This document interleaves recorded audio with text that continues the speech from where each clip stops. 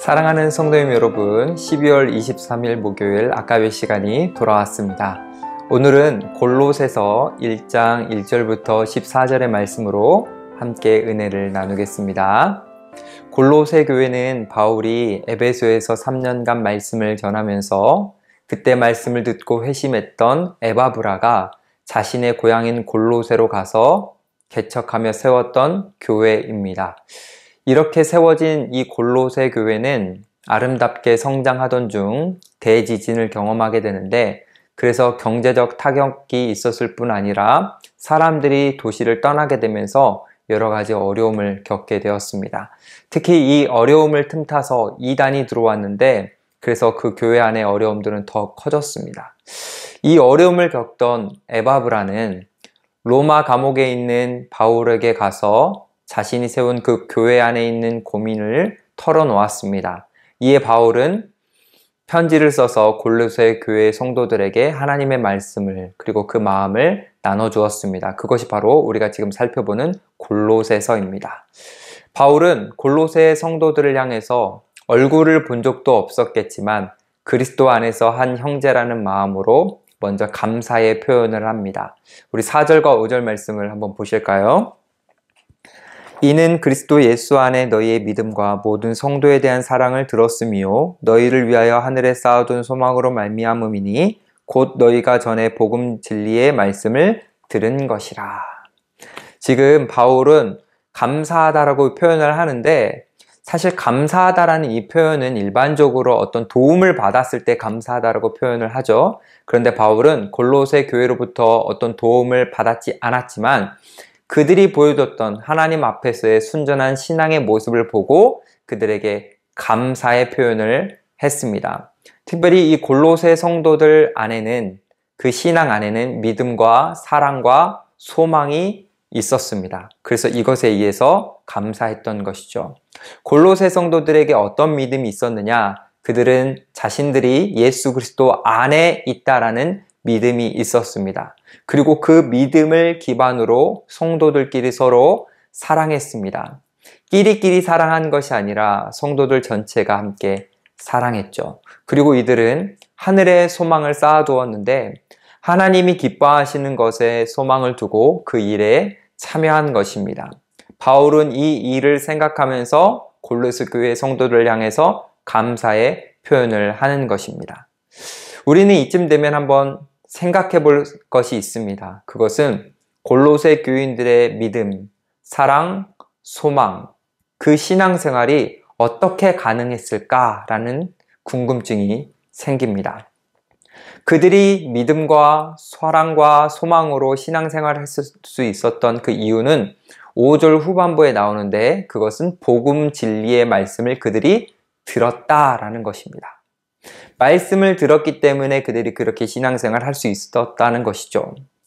우리는 세상을 살면서 세상의 많은 이야기들을 듣게 됩니다. 그래서 우리는 더욱 그 세상의 소리를 이길 만큼의 하나님의 말씀을 들어야 합니다. 그래야 우리도 골로새 성도들처럼 믿음과 사랑과 소망으로 살 수 있습니다. 우리가 주일날 말씀 한번 듣는 것만으로 충분하지는 않습니다. 주일의 말씀 한번 폭식하고 주중에 계속 금식하면 안 됩니다.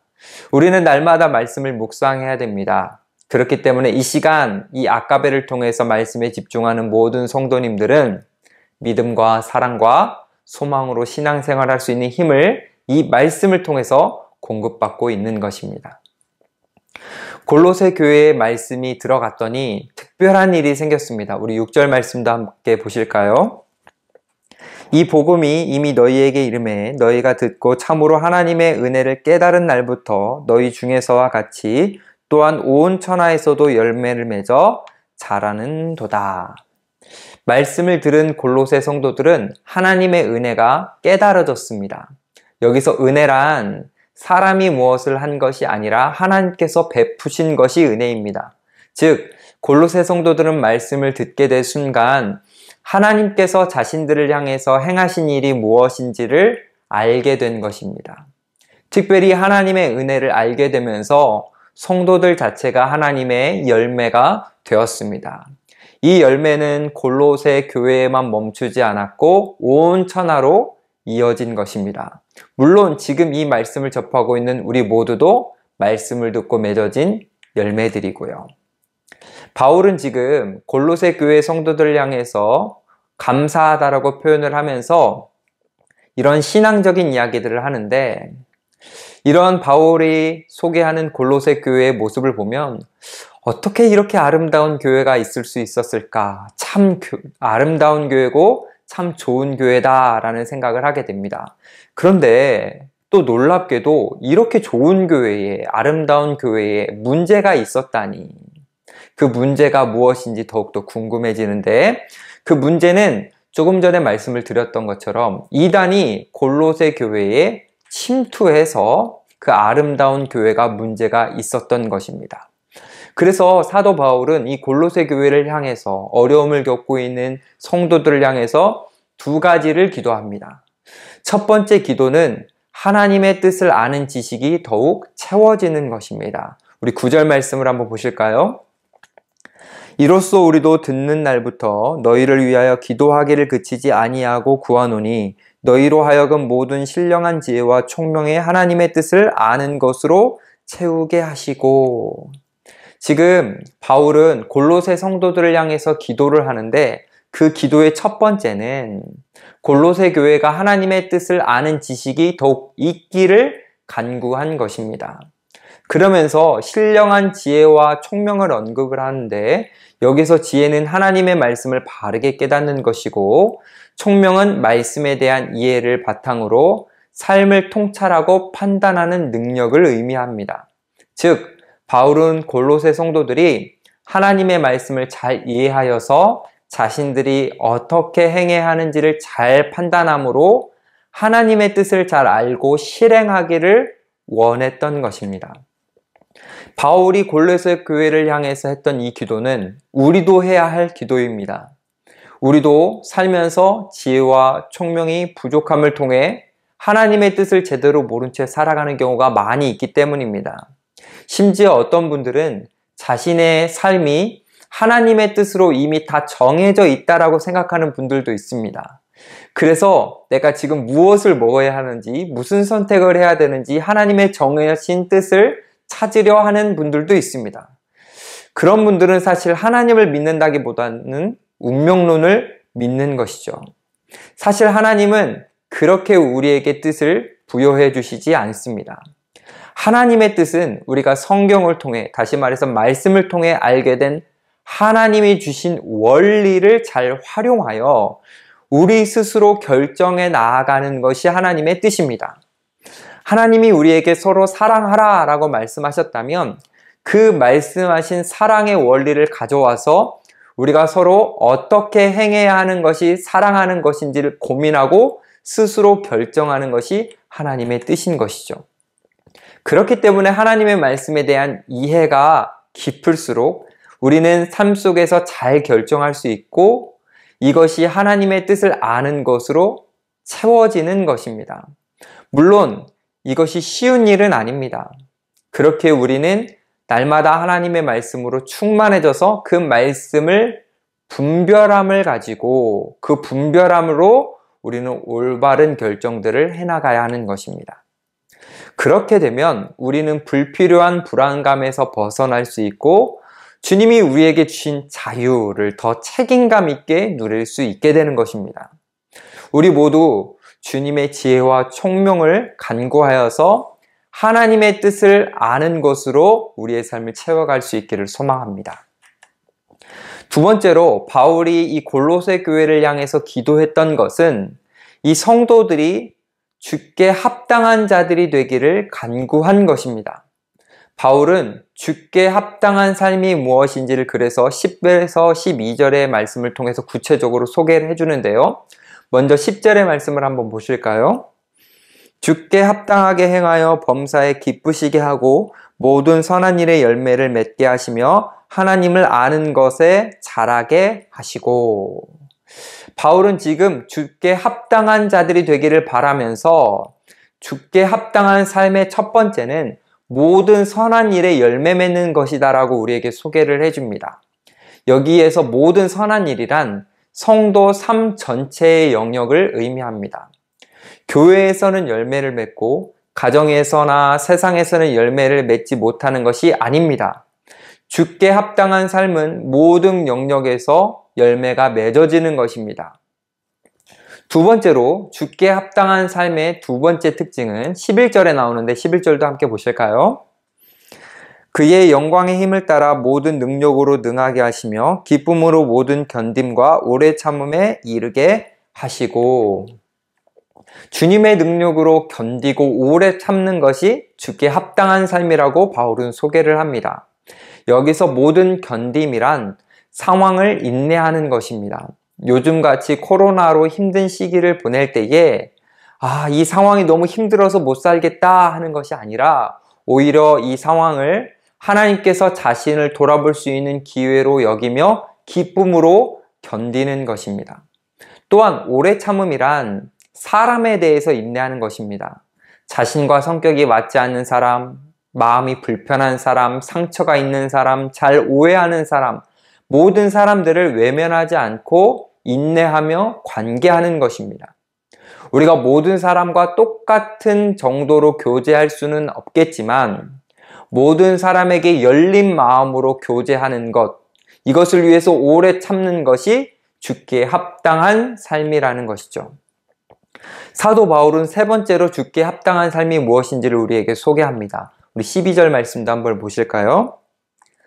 우리로 하여금 빛 가운데서 성도의 기업의 부분을 얻기에 합당하게 하신 아버지께 감사하게 하시기를 원하노라.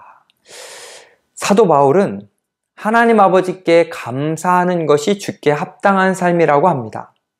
우리 모두를 자녀 삼아 주시고 자녀로 대해 주시는, 그래서 우리에게 기업을 주시는 하나님 앞에 감사함으로 살아가는 삶이 바로 주께 합당한 삶이라고 소개하는 것입니다. 생각을 해보면 바울은 골로새 교회 모든 성도들이 선한 일의 열매를 맺고 하나님 아는 것에 자라가고 능력으로 견디고 오래 참고 자녀를 삼아주신 아버지 하나님 앞에 감사하기를 바라는 마음으로 기도를 했습니다. 우리는 언뜻 이 바울의 메시지를 듣다 보면 이 모든 것이 가능한 것인가? 정말 이렇게 될 수 있는 것인가? 라는 생각이 들 수도 있지만 바울은 가능하다라고 생각을 하여 기도한 것입니다. 바울이 이렇게 기도할 수 있었던 이유, 골로새 교인들, 그리고 지금 이 시대를 살아가고 있는 우리들이 주께 합당한 삶을 살 수 있을 것이라 생각하는 이유가 있습니다. 그것은 13절과 14절에 나오는데요. 그 두 절의 말씀도 같이 한번 보겠습니다.